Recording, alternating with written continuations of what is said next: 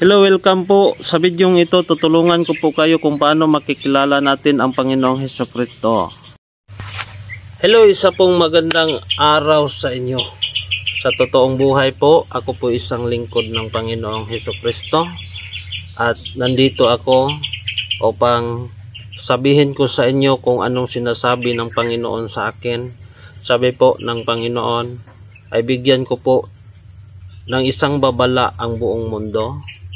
Sa pamamagitan ng bidyong ito o sa YouTube channel na ito ay kailangan pong malaman sa buong mundo, kailangan pong malaman sa bawat tao, kailangan pong malaman sa lahat ng lugar upang marating po ang isang mensahe ng Panginoong Hesukristo na malapit na po siyang babalik.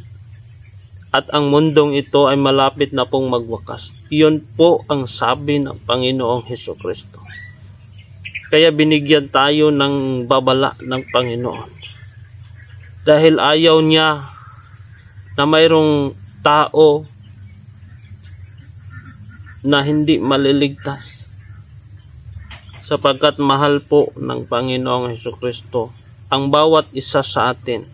Kaya po binigyan niya ng halaga ang bawat isa sa atin sa pamamagitan po doon sa krus ng Kalbaryo. Sa bawat patak ng kanyang dugo, sa bawat tulo ng kanyang dugo, para tayo'y maligtas, para tayo'y malinisan ng ating mga kasalanan. Kaya ayaw niyang mayroong taong hindi maliligtas. Kaya ikaw po nga nakakita nito, i-share mo po ang bidyong ito para mo na ring sinabihan sila na maghanda dahil malapit nang babalik ang Panginoon. Para mo na ring sinabi sa kanila sa pamamagitan ng pag-share mo sa bidyong ito na sila po ay makapaghanda para po maligtas. The book of John 3:16, makikita mo po dyan kung gaano ka kamahal, gaano ka kahalaga ng Diyos.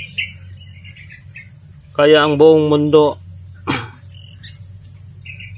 binabalaan na po ng Panginoon maglingkod sa Kanya at kilalanin siya sapagkat siya po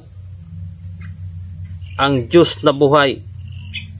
Siya po ang may likha ng sanglibutan. Kaya ikaw po nga nakakita nitong video na ito, maghanda ka na po sa iyong buhay. Tanggapin mo po ang Panginoong Hesukristo at sumampalataya ka sa Kanya. Maglingkod ka ng buong katapatan sa Kanya. Lahat po ng mga pastor na mayroong personal na interest, tigilan na po ninyo yan. Magtrabaho kayo ayon sa salita ng Panginoon. Kung may mga tao ngayon, may mga pastor ngayon na nagsalita, ginagamit ang pangalan ng Panginoon upang mag-imbak ng salapi, upang dumami ang kanilang salapi, upang kilalanin sa buong mundo. Tigilan na po ninyo yan.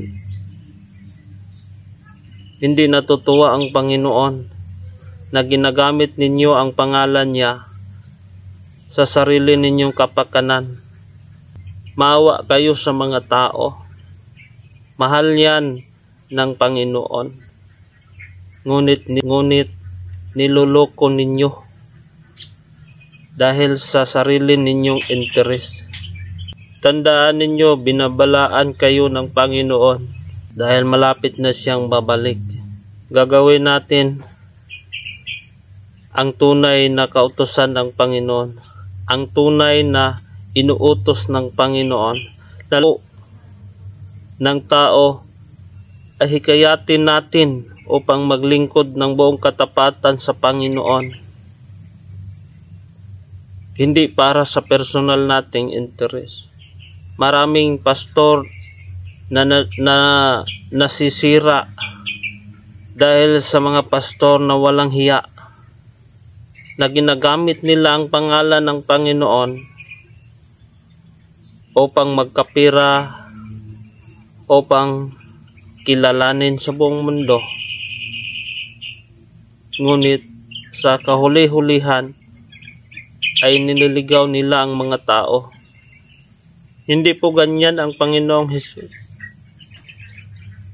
Sabi ng Panginoong Hesus, "Ako ang daan, ang katotohanan, at ang buhay na walang hanggan.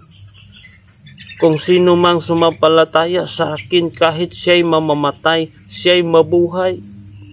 Kaya, hikayatin natin ang mga tao na tumanggap sa Panginoong Hesukristo.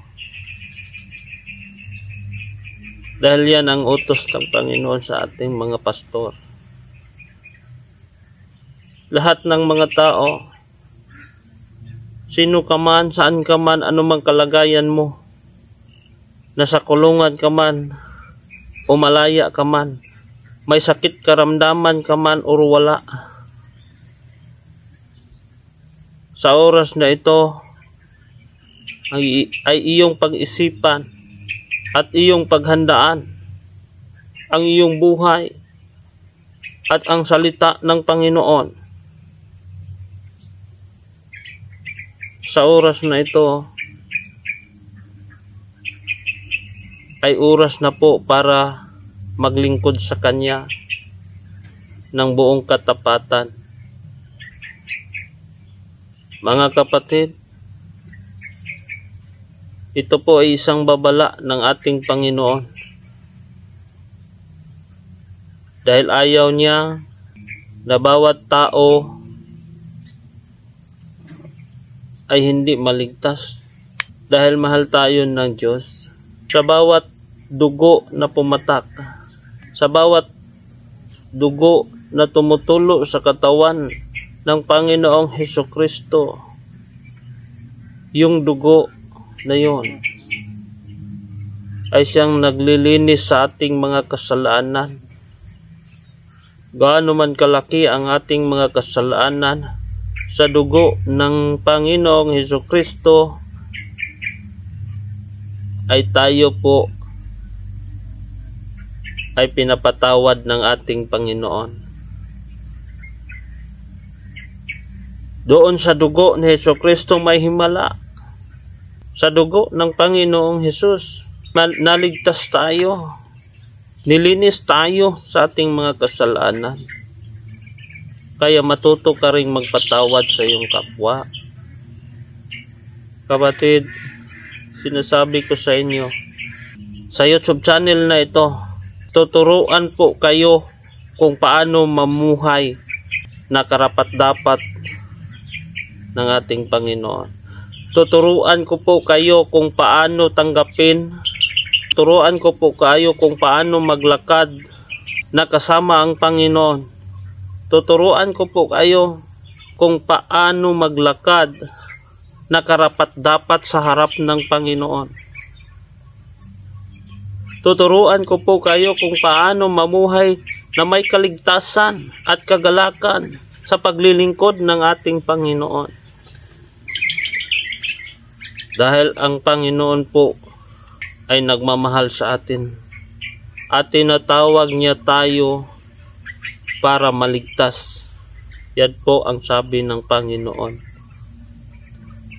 Kaya sa bidyong ito, pag-isipan mo po kung ano po ang babala ng Panginoong Hesus sa atin. Pag-isipan mo ng mabuti, kapatid. Baguhin mo ang iyong sarili. Tigilan mo na ang kasamaang gawa. Tutulungan ka ng Panginoong Hesukristo. Kung noon may himala ang Panginoon, ngayon may himala ang Panginoon dahil ang Panginoon po ay hindi nagbabago. Kung noon nagpapatawad siya, ngayon magpapatawad din ang Panginoon. Kung may himala noon, may himala ngayon. The book of Hebrews 13:8, Jesus Christ the same yesterday, today, and forever. Yan ang Panginoon. Sa channel na ito, ipakilala ko po sa inyo kung sino ang Panginoong Hesukristo. Ipakilala ko po sa inyo kung ano siya. Kaya maraming salamat po. Pag-isipan mo po ng mabuti. Tutulungan kita maintindihan ang kanyang salita. Tutulungan kita kung paano mabuhay. Tutulungan kita kung paano mamumuhay na kasama ang Panginoong Hesus. God bless you po. Sana'y maunawaan mo po at tanggapin mo po ang salita ng Diyos at ang Panginoong Hesukristo sa iyong buhay. God bless you po. Mabuhay po kayo.